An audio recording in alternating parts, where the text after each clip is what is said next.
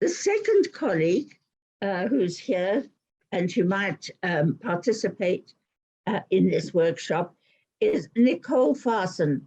He's the chair of the Publishers Association Copyright Committee.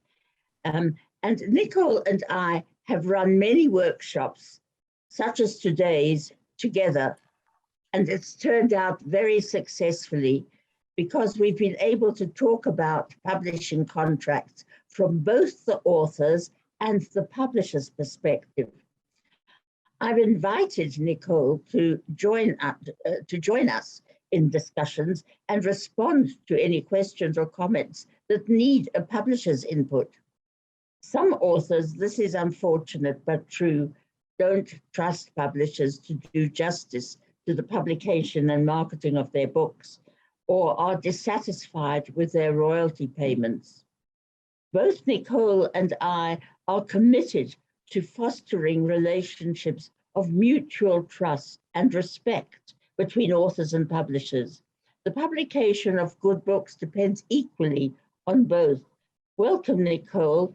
I'm not going to ask you to say anything right now, but I hope that you'll, as the workshop progresses, that you'll make a contribution to the conversation. Over the years, nice to see you there after our rather harrowing meeting yesterday about the Copyright Amendment Bill. Over the years, FASA has had many requests for advice when something's gone wrong in the relationship between publisher and author. My first question is always, what does the contract say? And I'm often dismayed to hear there is no contract. So my first words of advice are always ensure that you have a contract and one that you understand and agree with. This is going to be an informal and interactive workshop. I encourage you to raise your virtual hands and ask questions at any time. You don't have to wait for the end when I say, are there any questions?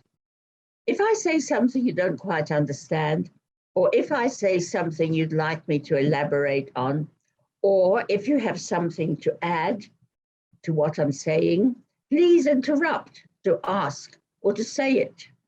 In workshops like this, some of the most interesting and informative discussions have developed out of questions asked by the audience. But let's start with the most controversial, but also most important topic, copyright. So what is copyright and why is it important for authors? Copyright is the name of the system which gives you, the creator, control over what happens to what is in effect your property. The words that you write, or in the case of visual artists, the paintings and sculptures you make, or for musicians, the music you compose. Copyright is part of intellectual property, the product of the mind. In one sense, the word copyright means exactly what it says. It's the right to copy, which is a right that you own exclusively. The other side of the coin is that copyright is the right to prevent someone else from copying what belongs to you and from using your creativity for their economic gain without your permission. Copyright is therefore both a positive and a negative right, because it's your right to copy and to exploit your own work or to license others to do so. It's negative because it's the right to prevent someone else from copying or exploiting your work without your consent. Next. Copyright protects your creation from abuse, such as unauthorized exploitation. At this point, and on the subject of protection, I'm going to interrupt myself to ask and answer a question and get that question out of the way, because I'm asked this question at almost every workshop on copyright and contracts. And that question, next please. That question is, how can I protect my book? And FASA often receives requests from authors about registering and so protecting a book or a poem or a story that they've written. In South African copyright law, there is no requirement for registration. Copyright arises automatically as you write the work, and the law itself is your protection. In other words, to pass someone else's work off as your own is illegal, and then to make money out of it is even more illegal. If someone takes what you've written and publishes it, pretending that it's theirs, then they have infringed your copyright, and they've also committed fraud.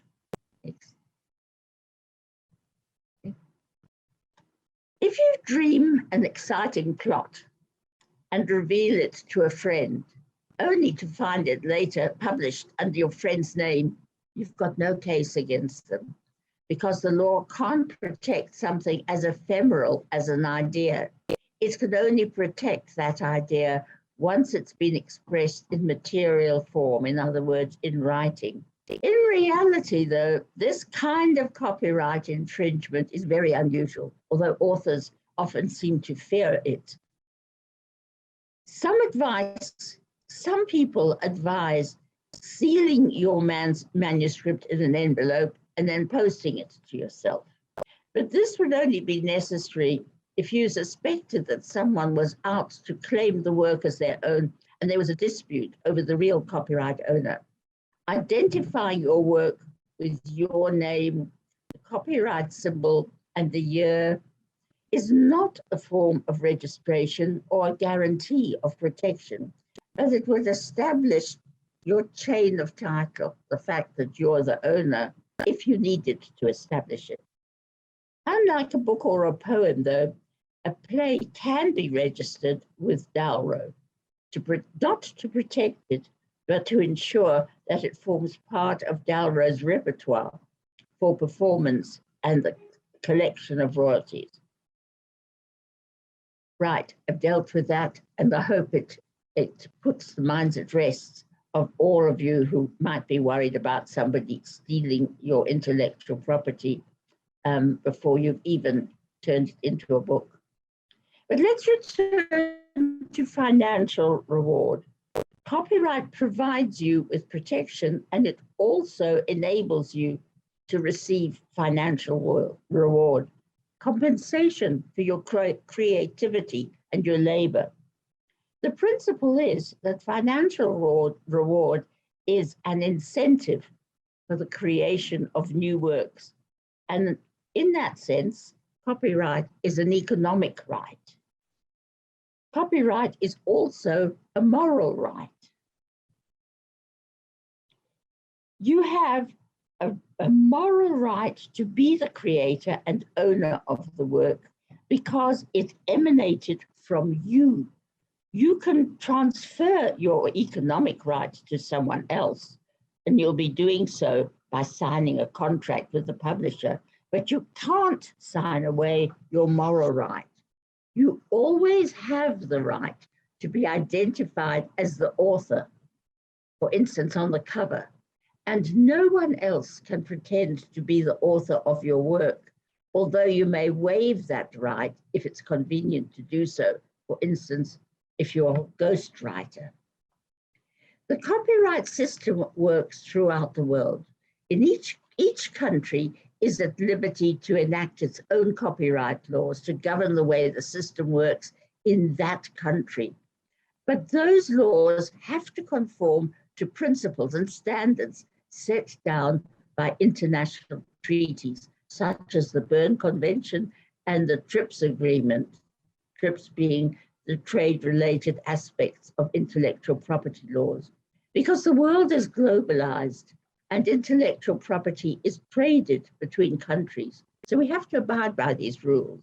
The international copyright treaties are administered by the World Intellectual Property Organization, known as WIPO, an agency of the United Nations, and the TRIPS agreement is managed by the World Trade Organization. So why is it important for authors? The answer is in many ways, but today we're only going to focus on one of them, the publication of a book, which takes place as the result of a publishing contract. In concluding a publishing contract, can we have the, yes. In concluding a publishing contract, you give the publisher the right to exploit your intellectual property to make your writing into a book. The publishing contract gives the publisher permission to do to your manuscript what would otherwise be copyright infringements. In other words, to publish it as owner of copyright in your work, owner of your intellectual property. You are entitled to prevent someone else from using it to benefit financially from it. So the contract provides details of what the publisher is going to do with your intellectual property and what they're going to give you in return. Next, please. The publishing contract is one between two people, and it's very important that it should be of mutual benefit. You and the publisher become partners in this endeavor, the publication of your manuscript as a book. You do not give the publisher your intellectual property, except under certain circumstances, which we'll get to later. You don't give away your intellectual property. You give the publisher the right to use it. And you do this by signing a contract. But let's move on to examine and discuss the publishing contract itself. Before I do, please raise your hand if you have any questions at this stage. I don't see any hands. I don't see any hands, so I'm going to go on. Next slide, please.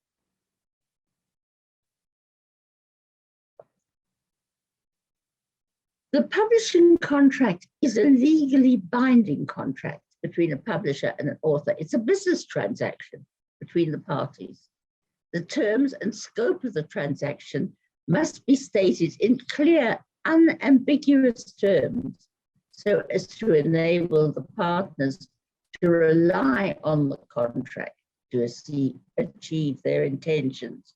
In other words, the contract must be clear, it must be unambiguous, it must be easy to understand, and the relationship, if the relationship between author and publisher deteriorates, as sometimes happens, unfortunately, the publishing contract will be there as a reference to show how the dispute should be dealt with. Because it certainly should indicate what you intended to do when you became partners. Each publishing company has its own version of the publishing agreement. The wording may vary, the terms and conditions may vary, the level of royalties may vary, but some essential standard clauses must always be included. Next, please. In 2016, members of the Publishers Association of South Africa and ANFASA, the Authors Association, held discussions. And then we drew up the agreement entitled APAC, which you see on the screen right now. APAC is not mandatory, and publishers aren't forced to comply with it, but they're expected to use it as a guide to drawing up a fair contract.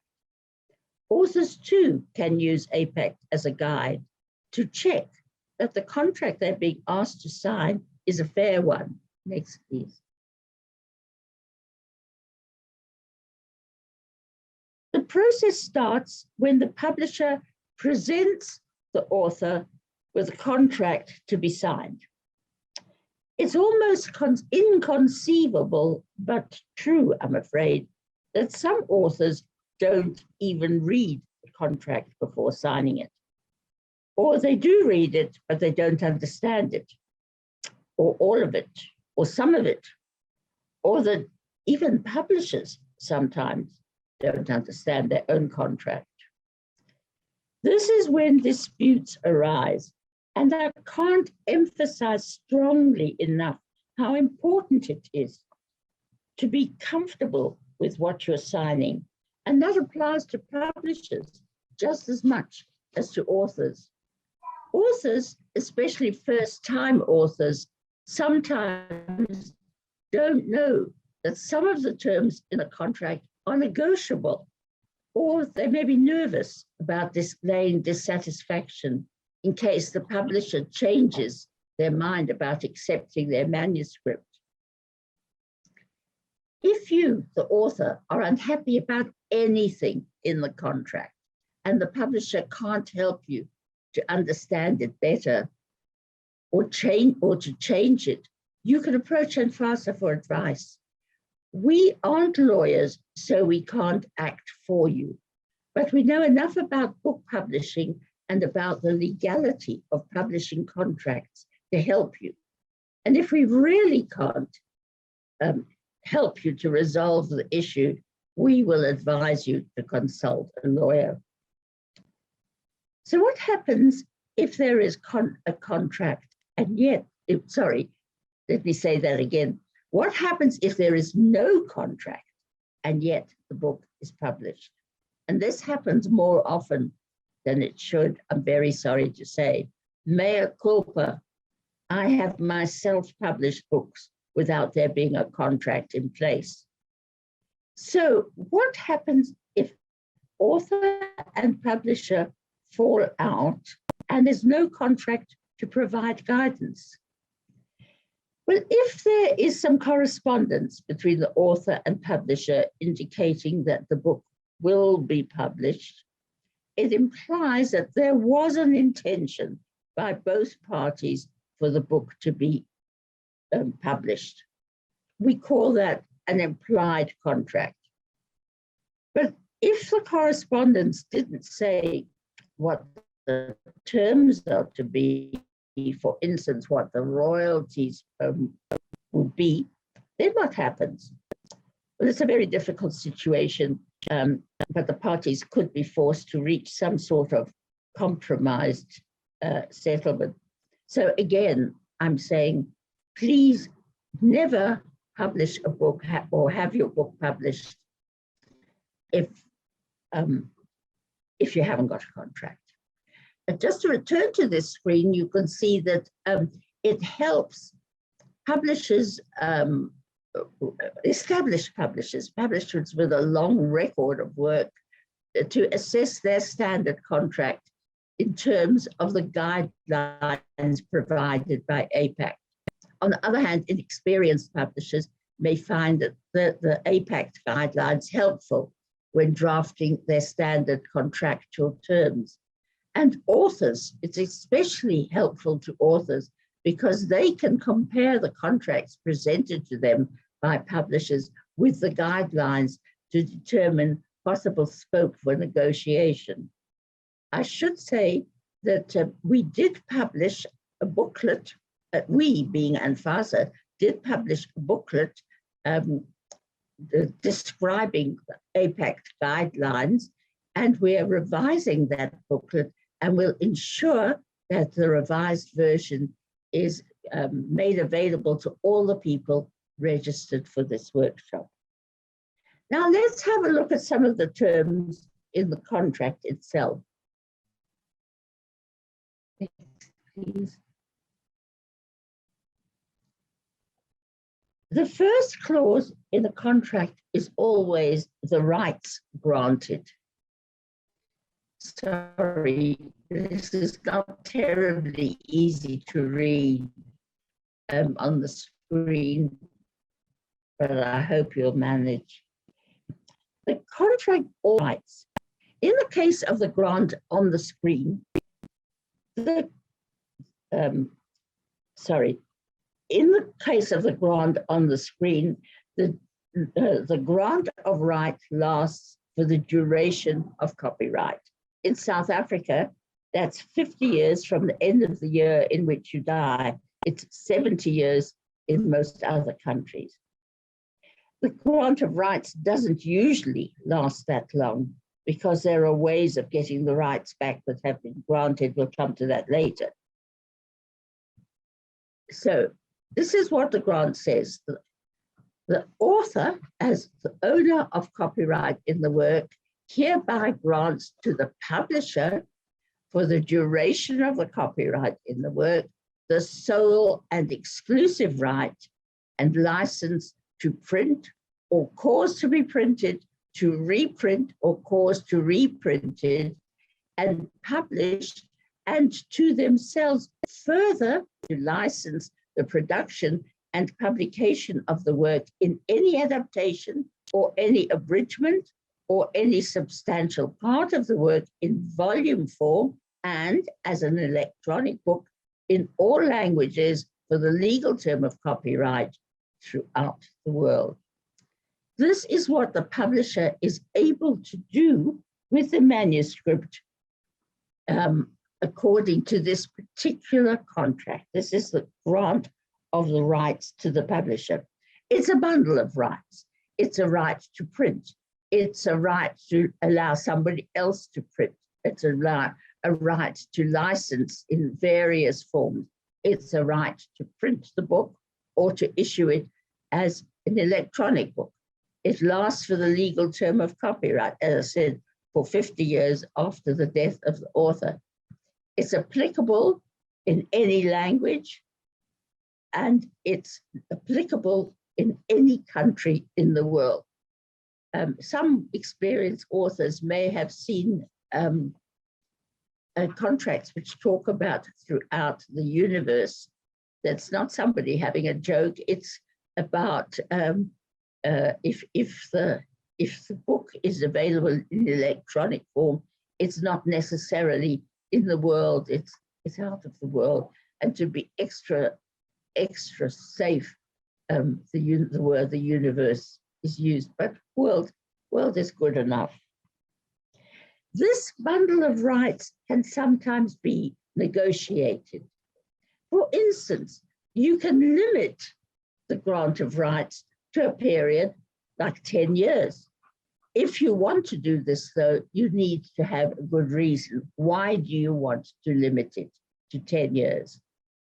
I want to mention also the expression sole and exclusive right. This means that the publisher is the only one who may publish your book. And by only one, that includes you. You may not publish the book with another publisher. Only this particular publisher can publish your book.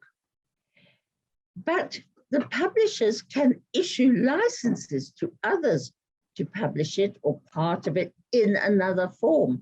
For instance, translate it into another language, or they can license another publisher to publish it as an ebook. This can also be negotiated. You as an author may not want to give permission to publish the book in translation into Russian, for instance, or as an ebook. But in fairness, you'd have to have a good reason to withhold the right. I've had experience of that when I was a publisher. Our publishing company published a biography of a person who was deceased. It was someone who'd been a very important person in the South African political scene. And the book was likely to have an audience in other countries other than South Africa. But the copyright, since the subject of the book was deceased, the copyright belonged to his widow, and she was signing as the author of the book. She was the owner of copyright in this book. And she refused, when it came to signing the contract, she said, I'm not going to give you rights to all languages. I want to keep those rights myself. And she was adamant we couldn't persuade her to change her mind. The book was published with rights only to issue it in the English language. Some months later, we received a letter. This was quite a long time ago, in the days when people actually sent letters. And this letter was from a publisher in the Netherlands. They wanted to publish a Dutch version of the book. So I just took the letter and put it into an envelope and forwarded it to the widow of the person who was the subject. It was his own autobiography, but it was published after his death. A couple of days later, the widow called me on the phone and said, "Why have you sent me this letter? You must reply immediately and grant the rights." And I said, "I can't do that. Only you can do that." And she said, "Why on earth not?" She was quite cross. And I said, "Only you can do that because we don't have the rights to grant them. You kept them for yourselves." So that's just an example from personal experience of, if you don't want to grant the rights to your publisher to publish in another language, or to publish an ebook as an ebook, or to publish in a number of countries, you have to have a good reason to do so. In other words, you think you can do it yourself. So you might also want to negotiate which countries of the world should be included in this. You might not want your book to be sold in some other country, but again, you'd have to have a good reason. The rights granted clause would also state the language in which the work is to be published and the format. Is it going to be published in hard copy, as a paperback, or in an electronic format as an ebook? The grant of electronic publishing rights should be clearly defined in the contract with reference to the relevant formats. I'm going to read out what I've put here: XML, CD-ROM, DVD-ROM, and HTML. Of course, I don't understand those terms. Or is it going to be published as internet downloads, ebooks, enhanced ebooks? Details of these and of all other rights granted are often set out in a schedule to the contract. I want to emphasize that the author is entitled to negotiate most of these terms and should not feel intimidated by the contract and its legal language, which is happily less present nowadays, although it still exists. And Winston Mojave referred to it just now as legalese. There's no real need for it to be in legal language, and a plainly written contract in language that everybody can understand, apart from those, of course, as Winston also said, whose first language is not English, is preferable to one in legalese. Most publishers now have a pretty plainly written contract, but not all of them. And it's really important for you, the author, to understand that contract. And if you don't, you must ask the publisher to help you understand it and to explain what it is that you don't understand. So, as I said, the author is entitled to negotiate most of these terms in the contract, but you need a reason. You shouldn't be doing it on a whim. You may have a cousin in the film world, and you may think that he's able to get the book made into a movie, so you want to hang on to film rights. But it's possible that the publisher has even better contracts in the film world than you have. Or a publisher may be only too pleased to hand back the rights that they don't feel capable of exploiting. At the end of a period of negotiation, if there is one, the rights should lie with the party best able to exploit them to the benefit of both. Please. Before I go on with the next clause in a standard contract, I'm again inviting questions from anybody who'd like to ask about or add to what I've just said. I can't see a hand.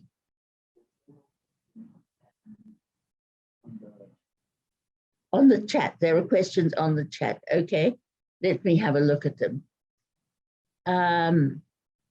Here's the first one that I see. I have to include my do I have to include my publisher if I want to convert? I can't see that. Something's come out here. If I want to convert my published book.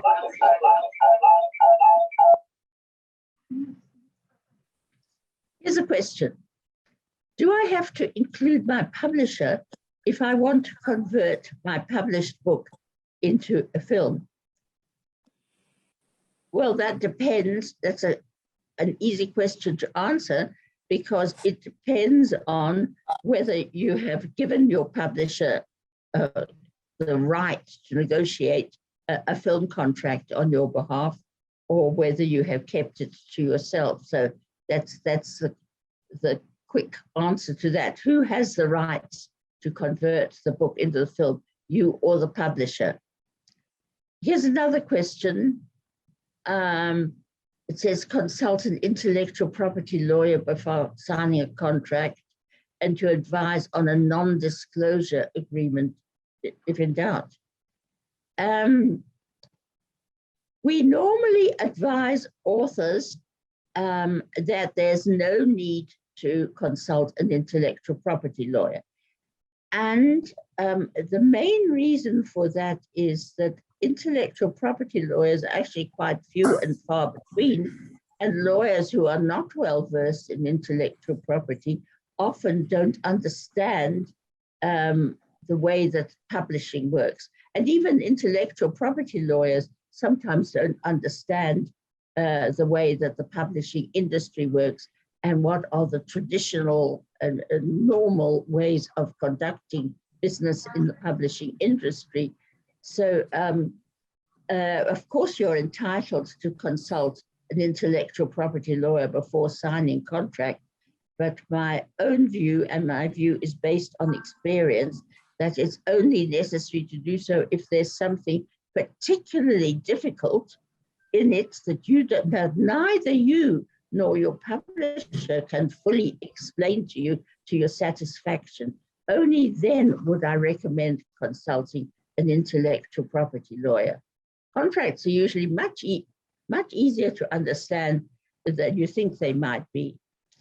Here is Lazarus Sarobi, who'd like to make some input into Ntate Mohapi's concern about English contracts, if I may, at the appropriate time. Lazarus, I will invite you to do so after I have finished talking about contracts in various languages. Can we come back to that question? Please remind me if I forget it.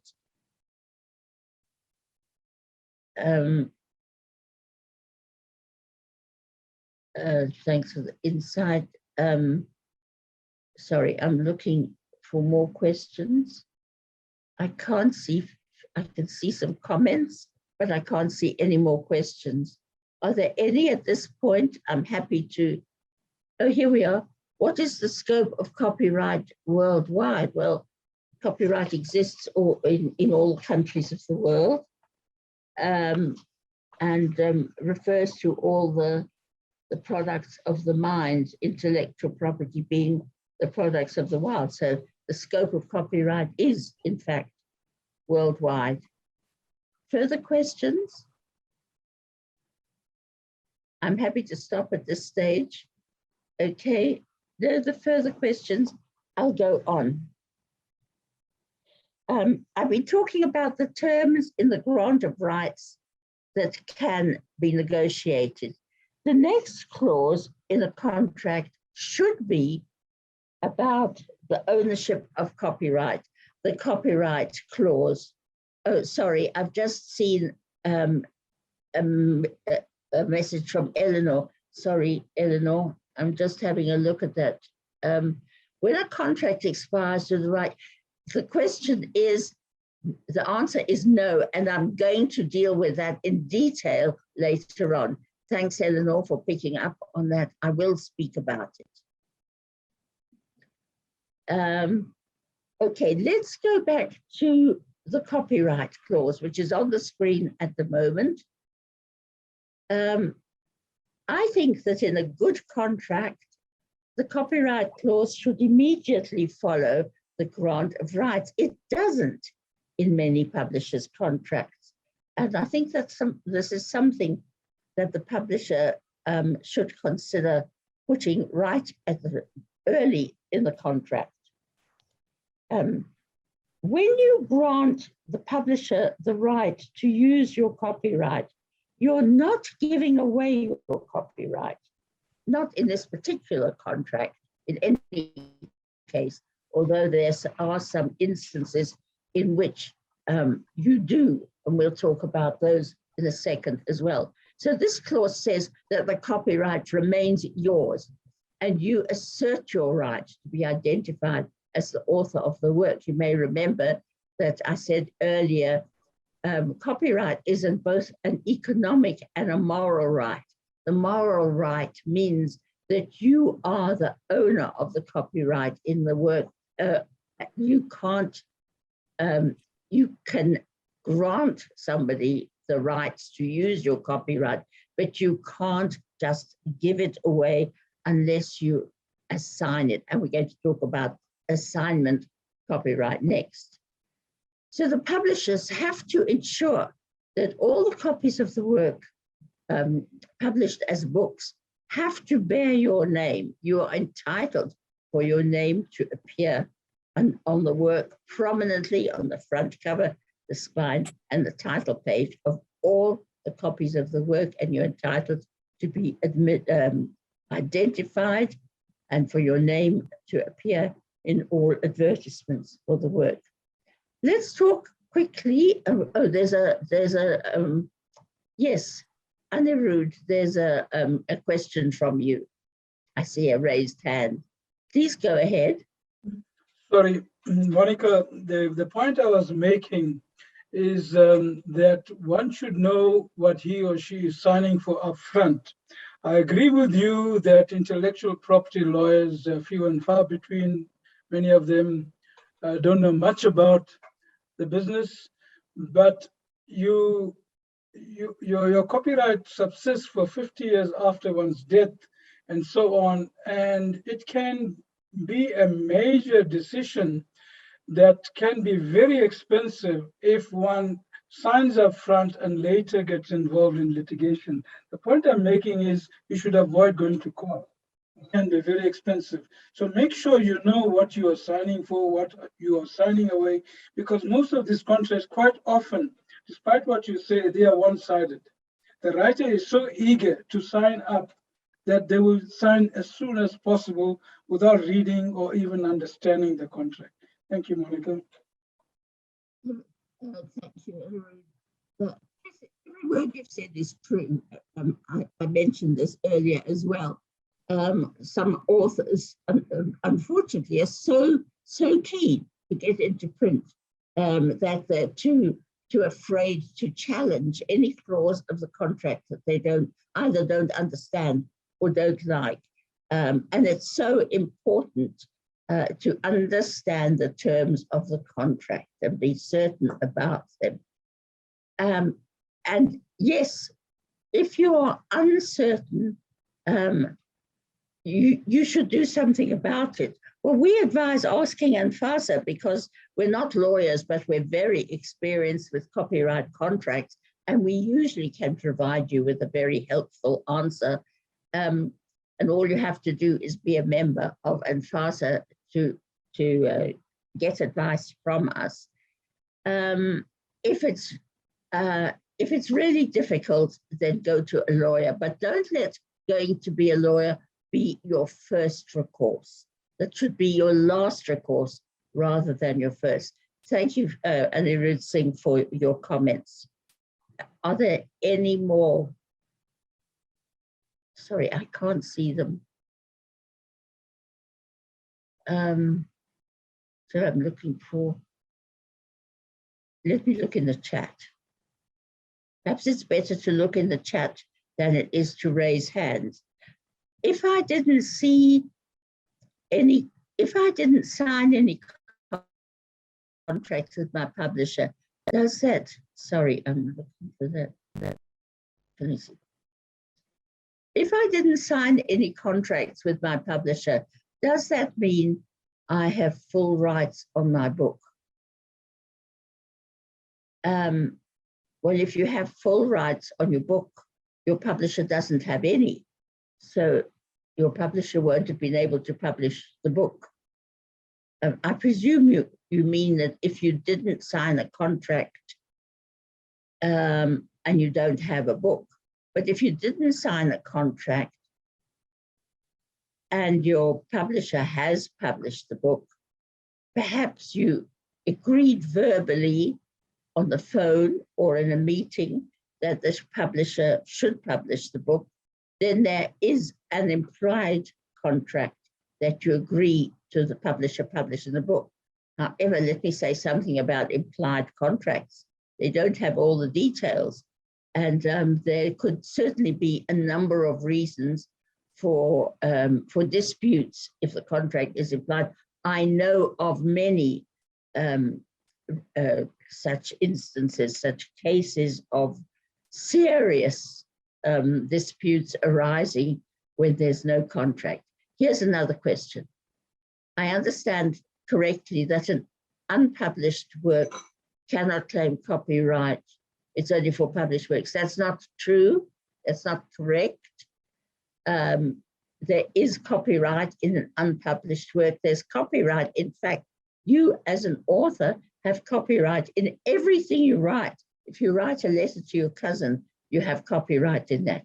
If you put something on the internet, you have copyright in that. So it's not correct that, that something has to be published in order to attract copyright. Here's another question. If you do self-publishing with an independent publisher, is there a contract there? And what should it say? Because I've done traditional publishing. And FASA runs a very popular workshop on self-publishing. So I'm not going to venture into that territory today. However, there is a quick answer to that question. And the answer is yes. If you contract with an independent publisher to do what we might call a form of self-publishing, you should have a contract for that as well. I'm not going to say exactly what the contract should say because it depends on the publisher and on what you've decided to do. Oh, good. Thank you for that. Now I can see more of the questions. Sorry, I think we've come to the end of the questions. Are there any more? Are there any I've missed? Sorry? There's a hand. Okay, I see the hand. Dr. Chikamba, please go ahead. Good morning. Thank you so much for the insightful presentation so far. My experience with business and in working with entrepreneurs and SMEs from that perspective, not necessarily as an author or as a publisher, is that sometimes the problems with a contract, sorry, excuse me, is what is not in the contract as opposed to what is there in black and white. So I just thought I'd add that as an additional dimension, that it's one thing to have a contract, it's another to have a contract that is not read, but it's another to have a contract that has terms and conditions that may be implied or explicit, but that may be problematic in the future because they were just not there. So I don't know if that's an issue that you find in the publishing space as well, because that's where a lot of litigation I see in business comes through, where people assume certain terms and conditions, but they were not explicit, and then they create problems down the line. Is that an issue that you would find in your space as well? Thank you. Thanks for the question.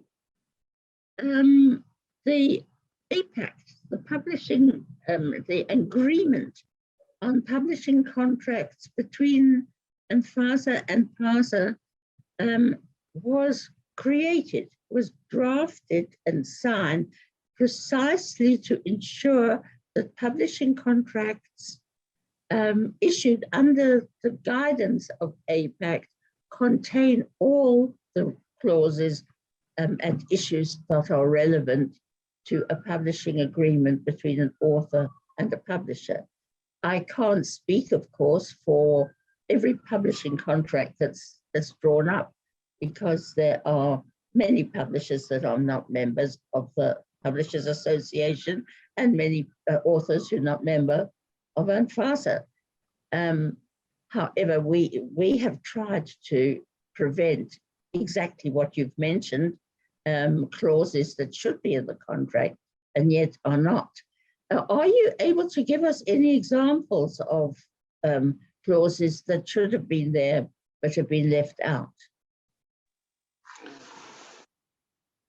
Not specifically in the publishing context. I was just talking about it from the perspective of just business and how litigation comes about over time because of things that were not explicitly agreed on or in a contract. So nothing specific to your area. I just wanted to find out if it occurs there as well. But clearly, the reason for APAC is to tackle just that. So I'm happy with that response. Thanks.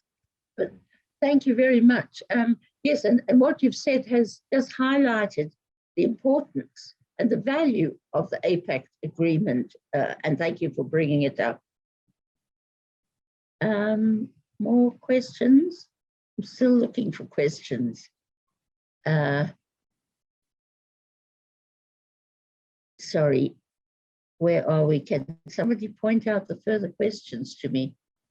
They seem to be in the chat.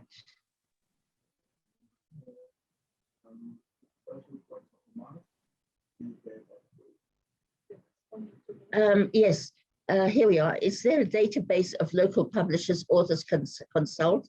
Well, there's no, there isn't a database of local publishers, but there is a list of the members of the Publishers Association. There are a number of publishers which are not members of the Publishers Association, and I'm not sure how you would gain access to their details, perhaps through the National Library. Monica, I'm sorry to interrupt you. Yes. I see Dave Henderson kindly answered that question, and he actually provided the PASA website, which, as you say, is not the only place, but Dave Henderson kindly did that. Thanks, Monica. Okay, great. Okay, let's move on. I'm still looking for, so otherwise Google is your friend too. Well, I'm not sure that Google is my friend, but yes, you can find them on Google. Let's see here. The next question is, could I please shed a bit of light on any claims a translator may have on a translated work, particularly if the work is a bilingual independent publication?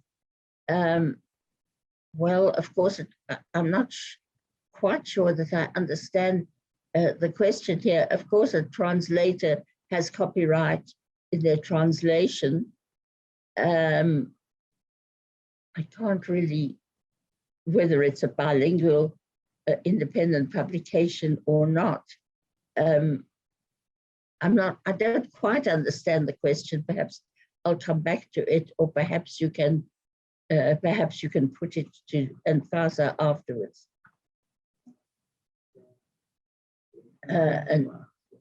Okay. Sorry, I'm still looking for questions. Yes, sorry, I don't see any more. I'm going to carry on, but please carry on asking your questions, and I'll try to answer all of them eventually. Monica. Yes. Sorry. Lazarus here. Oh, hi, Laz. Sorry, according to my schedule, the meeting was booked until 11. So I'm not sure if the meeting, how long is going to go. Do you have another meeting later? But so I thought I should maybe make the intervention now in case I have to drop off. Please do. What I wanted to chat, and this is specific to what, as I said, and that Happy raised about language and understanding English written contracts. And I thought that perhaps one of the first things to consider would be to translate APEC into one or more other languages, depending on need of UNFASA members specifically, so that it becomes easier for the author to do a relatively quick comparison. Once they understand what APEC says in their own language, then when a contract is presented to them, they can, even in English, they can compare the two versions in English, and whatever deviates from APEC then is something that they would want to raise. But if it doesn't deviate, then they would have the translation in their language and understand exactly what it is. I don't know if that you'd consider that would be helpful. We will consider it. We will consider it. Thank you. We'll do it. Because I think among your members, there's a number of people that do translate works all the time. So that should be quite a not a very difficult thing to do. We'll do it. I'm busy now with a revised booklet, and we'll ensure that it's translated. We can't promise to translate it into all of the indigenous languages, but we'll certainly have a Nguni version and a Sotho version. Thanks very much for that intervention. We will do it. We'll act on it. Thank you. Thanks a lot. I see that time is passing, and I'm going to move quickly because I want to talk about assignment of copyright. It's slide 14. Right. I said a moment ago that when you sign a contract with a publisher, you sign over some rights to the publisher, but you don't sign away your copyright. You give the publisher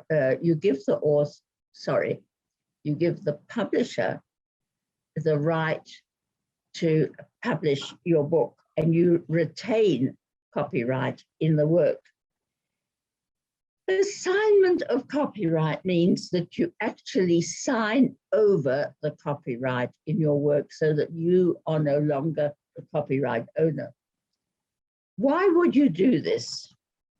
Well, UNFASA always recommends that you don't do it, but there are some instances in which it's convenient for you to do so, and I'll get to those in a moment. Copyright assignment has to be in writing. You can't say to the publisher, I give you my copyright. It has to be in writing and signed. You would have to sign a document saying, I declare that I am the owner of copyright in, and then you put the title of the work, and I hereby assign my copyright to, and then you put the name of the publisher for a period of X number of years or for the duration of copyright. There is no possibility of an implied assignment as there is of an implied contract. And even if the author says, I will sign over my copyright to you, that is not a valid assignment of copyright. In the past, unfortunately, publishers, especially of books written in the indigenous languages and destined to be published as school books, made authors assign copyright. I think this is what Winston Mahapi was also saying. This was scandalous because those publishers made fortunes out of the school books and the authors received very little. Not anymore. And FASA advises never to assign copyright unless the publisher has a very good reason. So what would be a very good reason? Next, please. Copyright assignment does occur sometimes for educational and academic books, in the case of encyclopedias, reference works, and publishers' compilation, when the publisher really owns the project in having done all the research and invited authors to contribute to it. The reason for this is that when there are multiple authors, when there are multiple authors, it would just be impossible. Supposing this is a textbook written by 5 or 6 different authors, and each of their contribution is put together by the publishers. It would just be impossible for the publisher to separate the work of one author from that of another. So it makes sense for the publisher to own the copyright. But even if the author has assigned copyright to the publisher, they still own their moral right in the work because it adheres to them. It's inalienable. It can't be sold. It can't be given away. So the author may insist on being identified on the cover of the book as well as inside, even if copyright has been assigned. So here's the difference between an exclusive license to publish and a copyright assignment. With an exclusive license, you give the publisher the right to publish your book for a certain period of time in a certain geographical territory, a certain language. This is normally all the publisher needs in order to make a success of your book. With copyright assignment, you give the publisher copyright, or you sell it for consideration, which could be a lump sum of money or a series of royalty payments, usually the latter. And now the publisher actually owns your work that you have created. Having dealt with issues, the contract then goes on to say what the publisher's responsibilities are. And you know, we are running quite late, and I don't want to run out of time, so I'm going to skip some of the publisher's responsibilities because I want to return to 2 very important issues, and those are royalty payments and the reversion of rights when a contract comes to an end. So let me just check on, let's go to royalty payments. I think we're going to be on slide, sorry, I have to jump. I think it's slide 22, is it?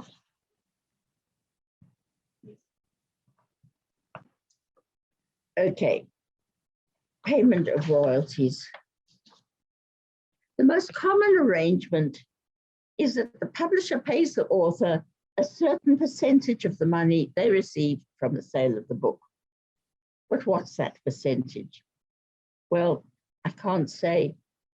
And the APAC can't say either, because it's something negotiated between the two. It can't be dictated by third parties. We can't demand that a publisher gives an author what we want the author to receive. All the APAC, and indeed the law, can say is that there must be a royalty payment. Naturally, the level of the percentage is for negotiation, but obviously a first-time author has less negotiating clout than an established author whose books sell in the thousands. And of course, a publisher will offer a best-selling author a higher royalty than they will offer to a first-time author. I'll return to this in just a moment, but there are more than one ways in which royalty payments can be managed. With the once-off payment, the author forgoes ongoing royalties and receives a single amount, normally where the manuscript has already been received and accepted. Multiple authors may receive a lump sum payment as the percentage amount would be so small that if there's 5 or 6 authors in a book and the royalty is 10%, that 10% has to be divided between 5 or 6 people, and the amount is so small that it's hardly worth receiving at all. So authors actually gain benefit from receiving a lump sum when the work that they've put into the book has been received and accepted.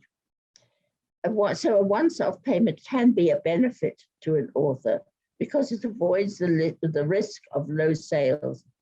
But if the book was adapted for use in schools and thousands were bought, the publisher would make a healthy profit, whereas the authors would only receive the original lump sum and would not be entitled to ask for more. That is why the next form of payment, rising royalties, is a very fair way of paying the author. With rising royalties, the publisher and the author share the risk, and they also share the reward, in the sense that the publisher offers a lower royalty percentage until the title has been established and a large number of copies have been sold. Often it can be 2,000 copies have been sold, and at 2,000 the percentage royalty will increase, and at 3,000 the percentage royalty will increase even further. Then certain deductions are normally made from royalties, mainly for items that form an integral part of the text and which were not created by the author. For instance, when the author shares the cost of compiling an index or of producing illustrations, the publishing agreement should indicate on sales statements when they're going to be provided and what the royalty payments will be to the author. The statements may be sent twice a year, they may be sent once a year, calculated to the end of the publisher's financial year. Royalty payments are usually made within about 3 months of statements. And FASA does not specify or even recommend what the percentage royalty should be. There's a general perception among the public that publishers give authors the smallest royalty they can, and then keep the rest of the monies received for themselves. This is an author's forum and an author's perspective, but I have to say that the complaint, and I've heard it many times, my publisher gives me 10% and keeps the other 90% for himself. That is wildly incorrect. Nicole, is there anything you'd like to add from the publisher's perspective about the publisher's expenses and why this statement is so literally miscalculated?